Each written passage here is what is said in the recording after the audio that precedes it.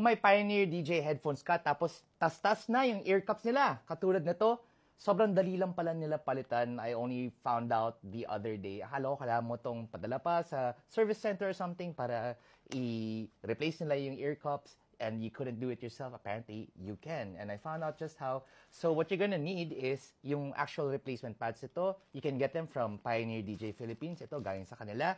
Although meron other replacement pads that you can also get online, hanap ka na lang sa Lazada or sa Shopee. So all you need to do is, itong pad na to, iikutin siya. Kaya siyang tanggalin. You can simply just move it like this. Pag ni-rotate natin siya, nangyari, madaling matanggal. And then, mapapansin mo dito, saan ba siya? Yan. May notch siya dito. So, gagamitin natin yan para ilagay yung replacement natin na ear cup. So, I have it over here. Buksan natin. Here we go. Brand new. So, what we're gonna do is, ayan, hanapin natin yung notch. This one.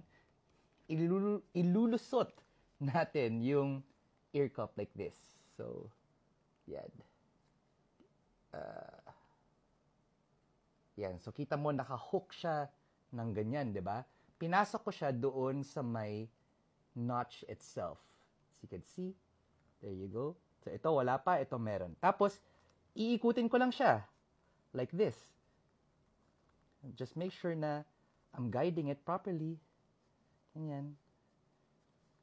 Ikot, ikot, ikot, ikot. A little bit more. Yan na. Nabubuo na siya. So, a little bit more. A little bit more. And finally, yan.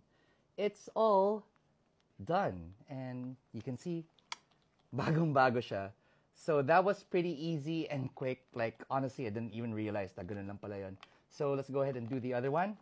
Bibilisan ko na kasi maubusan na ako ng oras dito sa recording ko. So, I'm just gonna pull it out. Okay, so look for the notch again. Nandyan siya. Let's open up itong extra natin. Thank you again, Pioneer DJ Philippines, for providing these. Okay, and then put it in the notch. Like so.